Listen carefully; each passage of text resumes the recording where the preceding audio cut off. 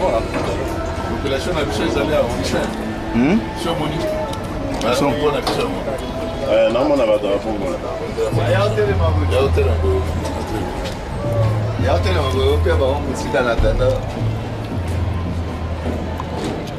Kita juga badlo na soto la tango.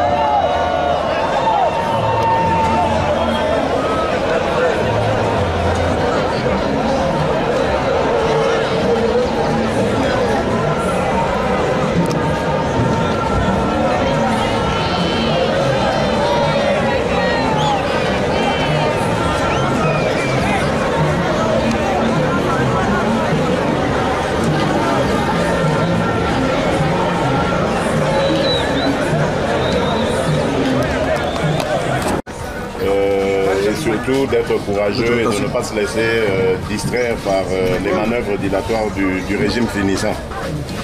L'objet de votre mission ensuite, ce qu'il faut, la redynamisation, donc on vient prendre le pouls des activités du parti ici pour savoir où est-ce qu'on en est. Donc on redynamise les activités tout simplement. Vous savez que l'UDPS est là. On vient lui redonner la force et la vigueur parce que je vous ai dit, il y a des enjeux à venir. Un petit mot par rapport à aux non-participation aux élections locales, monsieur Félix. Non, je ne pense pas que nous sommes non partants. Je crois que le président a donné son feu vert pour que les dépôts de candidature se fassent. Donc l'UDPS sera partante. Qu'est-ce que les candidats peuvent attendre de vous par rapport à votre présence au site Kivu? Ben, mon soutien, c'est tout. Qu'est-ce qu'ils peuvent attendre d'autre? C'est plutôt la population qui doit attendre d'eux les promesses qu'ils auront tenues à travers le programme du parti. Mais nous ne pourrons que leur apporter notre soutien parce que l'UDPS est un parti qui existe depuis 33 ans. Nous sommes restés constants, nous avons refusé toute compromission et tout ça c'était parce qu'il fallait arriver au pouvoir par le peuple et pour le peuple. Est-ce que vous confirmez votre candidature aux élections présidentielles? Non, pas du tout. Nous avons un candidat naturel, c'est Étienne Tshisekedi Tshilombo. Quel est le grand message à la population du site Kivu sur notre? Bon, un message d'espoir. Je sais que nos compatriotes de l'Est ont beaucoup souffert à cause du leadership catastrophique congolais, beaucoup de morts, beaucoup de victimes de viols, de violences en tout genre. Nous leur donnons un message d'espoir qu'avec l'UDPS, les choses vont changer, leur vie va s'améliorer et la sécurité surtout. À part ça, juste un message de cœur pour dire je suis content de venir voir enfin ma belle famille parce que ma femme est de Bukavu et je viens voir de près mes beaux-frères, mes belles-mères, mes beaux-pères, etc. Voilà. Monsieur Félix, c'est aussi ce que vous, la population compte vous tient avoir une seule candidature de l'opposition au niveau des élections présidentielles. Est-ce que vous y tenez en tant que l'UDPS? Nous verrons bien. Vous savez, on ne peut pas anticiper sur ça.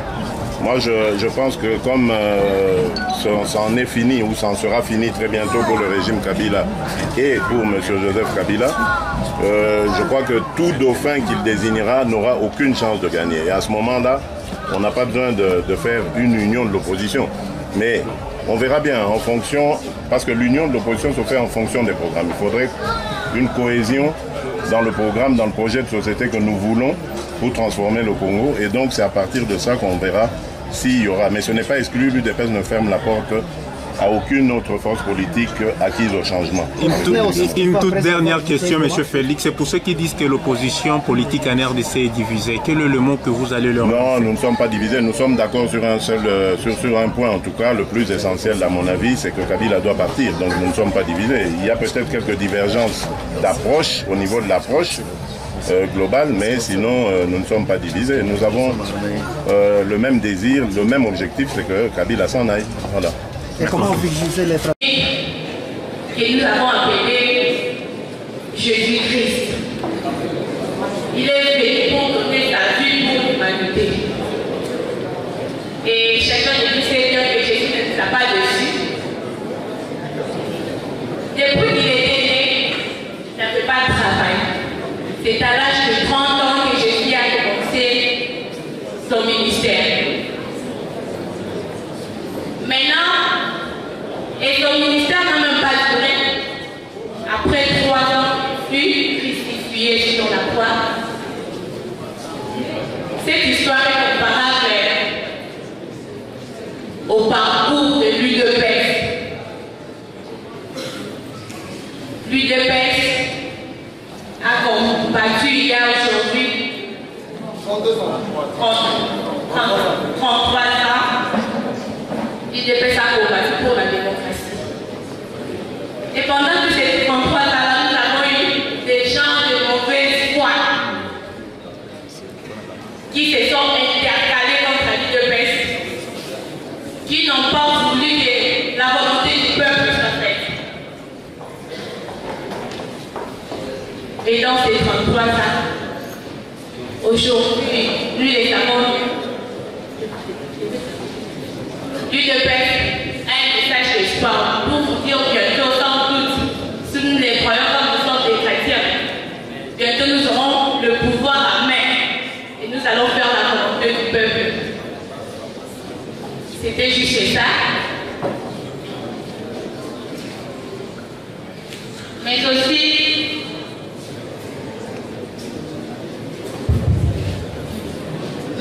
nous remercions les comités fédéraux de la ville de Bukavu qui s'est bien organisé, qui a bien accueilli. Et mon cœur vraiment rendu des gens parce que c'était vraiment un succès pour nous. C'était des succès complets. Et nous savons bien aujourd'hui que nous avons notre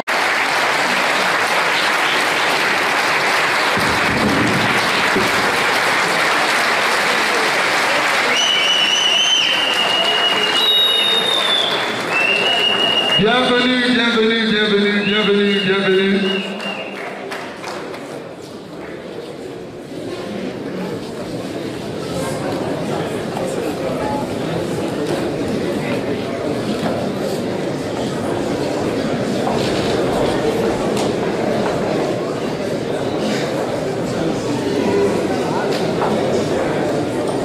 Nous allons vous prier de bien vouloir vous mettre debout pour qu'ensemble nous puissions chanter l'hymne national.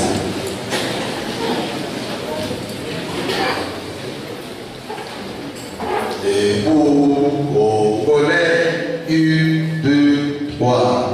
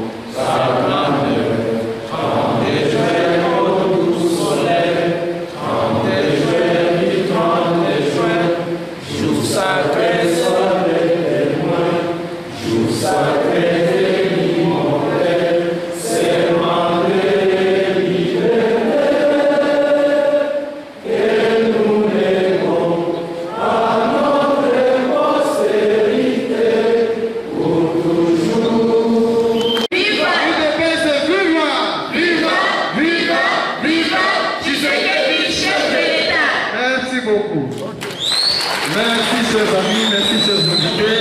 Nous vous prions de pousser vous asseoir s'il vous plaît. Merci beaucoup pour cette... Vous avez sûrement d'autres préoccupations. Ce sera à vous de le dire. Ce sera à vous de demander des explications, des éclaircissements sur les questions, les situations quelconques que vous voudriez connaître. Et donc, avant de repasser la parole à notre modérateur Martin, pour qu'il vous la donne, parce que nous sommes ici pour vous, je fais une brève présentation de ma personne, parce qu'il faudrait que vous me connaissiez davantage. Comme on vous l'a dit, je me nomme Félix Tshisekedi, nom de famille, Chilombo, poste de nom. Je suis né le 13 juin 1963 à Kinshasa. Aujourd'hui, je suis marié à ma chère et tendre épouse que je vous ai présentée tout à l'heure, avec qui nous avons 5 enfants. Je suis diplômé en marketing et communication. J'ai commencé la politique active, parce que bon, en 1982, à la création de l'UDPS, forcément, je ne pouvais être que membre de l'UDPS. D'autant plus que j'avais déjà plus de 18 ans. Mais je suis resté membre d'abord dans un premier temps parce que très jeune, donc on ne pouvait pas occuper les postes à ce moment-là. Et puis la répression était là au Kassai, avec interdiction d'aller à l'école et interdiction d'aller se faire soigner si quelqu'un était malade. Mais Dieu merci, personne n'est tombé malade. Dieu nous avait protégés et à la fin de l'année scolaire, on a été tous, enfin nous les enfants et les mamans, nous avons été libérés et nous sommes retournés à Kinshasa. Mais on avait raté l'année scolaire. C'est ainsi que les parents ont décidé de nous évacuer pour que nous puissions aller évoluer ailleurs sans la pression du pouvoir dictatorial de l'époque. Et c'est ainsi qu'en 1985, nous partîmes d'abord pour Brazzaville où nous avons passé un mois le temps de régulariser nos papiers. Nous y avons été avec évidemment des fausses identités pour sortir. Arrivé là-bas, on s'est organisé. Un mois après, on était en Belgique, où j'ai continué à évoluer. Et donc, je suis le troisième fils, parce que beaucoup pensent que je suis l'aîné. Non, je suis le troisième fils de Marc Kassalou, ma mère, et de Étienne Tshisekedi, mon père. Arrivé en Europe, j'ai continué avec mes autres frères, parce que nous sommes 6 garçons, à militer au parti, etc. Et en 1993, nous vivions dans la cité universitaire de Louvain, pour ceux qui... Leuven, c'est en flamand, Louvain en français. Nous nous sommes dit, il y avait quand même une bonne communauté, un bon nombre de Congolais, et nous nous sommes dit, tant qu'à faire, nous allons créer une cellule de l'UDPS ici. Donc, parce que l'UDPS existait déjà en Belgique, mais sauf à Louvain. Nous avons créé une cellule.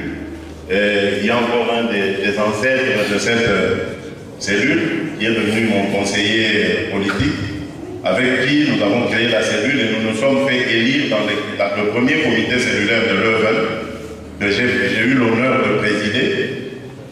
C'était en 1993. Alors depuis 1993, je suis devenu cadre de l'UDPS et ça ne s'est plus arrêté.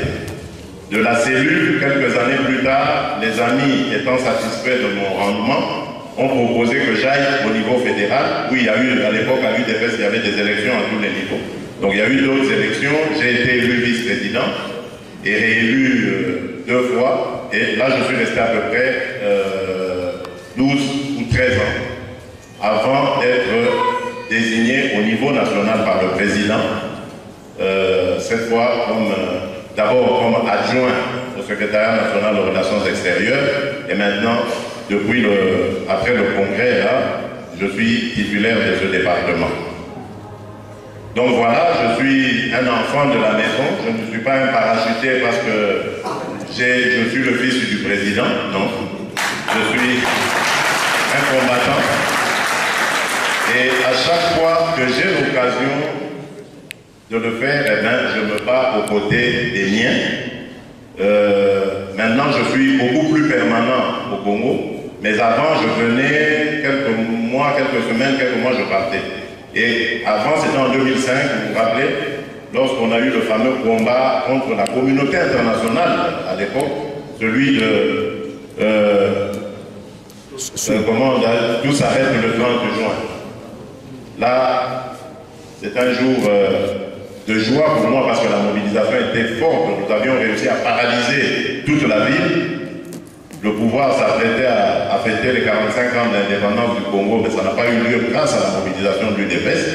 Mais ma tristesse, c'était que j'avais vraiment échappé à la mort. J'ai été pourchassé par des éléments armés en allant me cacher dans une maison grâce à une vieille maman qui avait voulu me cacher là-bas. Ces bandits sont arrivés, ils ont tiré, ils ont malheureusement blessé la maman. Heureusement, Dieu merci, elle n'est pas décédée. Elle et sa petite fille qui a eu le fémur cassé carrément. Bon, nous les avons pris en charge et tout s'est bien passé après. C'était une famille des Bakongo et depuis lors nous sommes devenus très attachés, très liés avec eux. Donc voilà, je suis des vôtres, je ne suis pas du tout un étranger pour vous. Je ne dois pas l'être en tout cas. La preuve c'est que j'ai même épousé votre soeur, votre fille. Donc, voilà, je vous remercie, je remets le micro à Martin et je me tiens à votre disposition pour toutes les questions possibles. Merci. Merci beaucoup, merci. UDPS viva! UDPS viva! UDPS viva! Tshisekedi, chef de l'État. Merci beaucoup. Désagréable du genre coup d'État. Vous savez, nous avons entendu certaines propositions de nos compatriotes qui disaient non, il faut chasser Kabila et son régime par un soulèvement populaire. nous disons le soulèvement populaire, c'est la décision du peuple. Un parti politique responsable ne peut pas proposer un soulèvement populaire. Parce que là encore, le soulèvement populaire réserve parfois des surprises désagréables. Vous allez commencer un soulèvement. D'abord, il va y avoir des victimes malheureuses, comme des viols, des femmes violées, comme des gens qu'on va piller, des gens innocents qui n'ont pas de relation avec ce régime qu'on veut chasser. Donc il va y avoir ce genre de choses. Et le grand risque d'un soulèvement populaire, c'est l'armée qui prend le pouvoir. Donc dans un pays où nous pouvons penser que l'armée est responsable, l'armée est républicaine, ah oui, là on peut souhaiter un soulèvement populaire. Mais dans la situation du Congo, où nous savons que notre armée n'est pas composée que de Congolais, quel est ce parti qui se veut responsable, qui peut accepter que notre armée prenne le pouvoir? Mais nous risquons d'avoir de surprises désagréables. Voilà pourquoi nous disons non, non, pas de violence, allons à un dialogue sous l'égide de la communauté internationale, parce que c'est elle qui a fait la proposition à travers l'accord cadre et toutes les résolutions dont je vous ai parlé. Et donc, nous sommes sûrs, avec ce schéma, que nous allons atterrir en douceur. Et ce dialogue, selon le point de vue de l'UDPS, à travers sa feuille de route que j'espère que vous avez eu à parcourir, c'est un moment qui ne va pas s'installer dans la durée. L'UDPS, d'après les analyses que nous avons faites, en 10 jours, nous pourrons boucler ce dialogue et baliser la voie vers des élections réellement démocratiques, crédibles et apaisées. C'est pour ça que nous voulons de ce dialogue. Donc, j'aimerais ici que ce soit bien compris, l'UDPS ne cherche pas de dialogue pour composer quoi que ce soit avec Kabila. L'UDPS ne cherche pas de dialogue parce qu'il veut lui permettre à lui, Kabila, de glisser au-delà de son mandat que déjà nous contestons. Donc l'UDPS veut du dialogue pour l'intérêt du Congo et des Congolais, parce que nous pensons que le dialogue est la voie la plus sûre de régler les problèmes politiques de notre pays.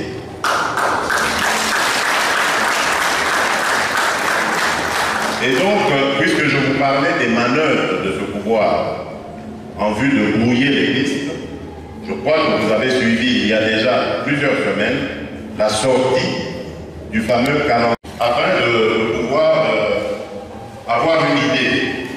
Bien entendu, là encore, on nous a servi une histoire à dormir debout, un calendrier carrément irréaliste par rapport à par rapport à la situation réelle du pays. D'abord, 1,148 milliard de budget pour des élections. Comment ça va arriver? Cette année, quand vous suivez le vote du budget de l'année passée, le financement des élections qu'on leur dit vouloir organiser cette année n'est même pas prévu dans ce budget. Donc, d'où viendra l'argent? On se tourne vers la communauté internationale en sachant bien que la communauté internationale ne voudra pas sortir 1,148 milliard pour des élections douteuses dont le processus est nébuleux. Donc, vous comprenez bien que ce calendrier plutôt a été proposé dans le but de faire traîner les choses. C'est ainsi que, dans ce désordre, parce qu'il y a aussi le processus politique, l'électoral lui-même, qui n'est pas du tout propre, il y a beaucoup d'écueils, beaucoup d'entraves, beaucoup d'imperfections. Et donc, comme on sait que l'UDPS, entre autres, est un parti respectueux du droit, respectueux des textes, on a multiplié des entraves afin de nous décourager, de pousser l'UDPS et d'autres partis à ne pas entrer dans le processus, donc en déposant les candidatures de ses membres, tout ça dans le but de rester ils vont rester seuls dans l'histoire et arriver à un moment donné, lorsqu'ils sauront que ce n'est plus possible d'organiser des élections sérieuses avant novembre 2016, ils vont dire oui, maintenant on fait du dialogue, venez, chers compatriotes, on va discuter pour voir comment on va passer le délai constitutionnel.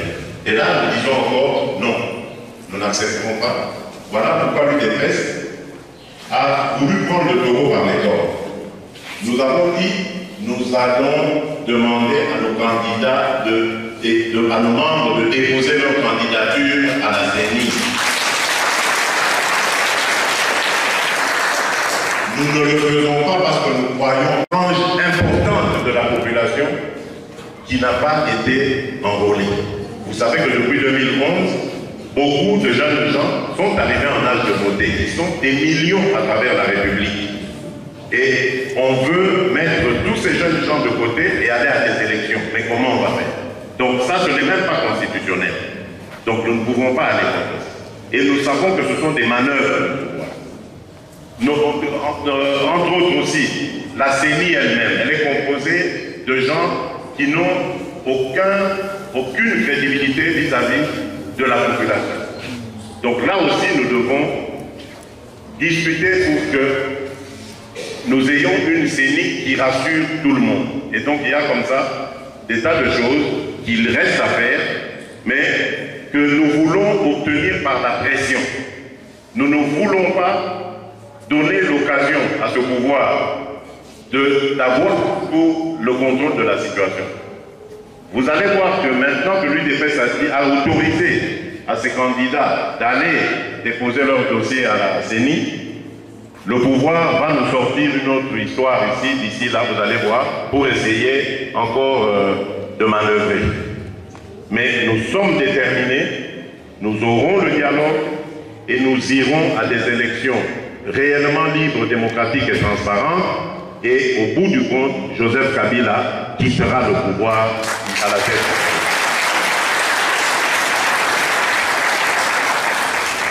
Il faut autoriser. Créer un parti politique en République du Zaïre, c'était un affront considérable lancé contre le pouvoir de l'époque. Il y a beaucoup de jeunes ici, je crois, qui n'avaient peut-être pas une idée de cela, mais demandez à nos aînés qui sont ici de vous dire comment était cette répression. Des gens ont perdu la vie uniquement parce qu'ils ont porté la cravate. Des gens ont disparu uniquement parce qu'ils se faisaient appeler par leur prénom à consonance chrétienne qui était interdit à ce moment. L'UDPS est né dans ce contexte-là. Dans le contexte où il y avait une dictature féroce, redoutable et redoutée par le monde entier. Et nous avons cheminé là-dedans, difficilement, parce que par moments, je vous avoue que c'était difficile, très difficile.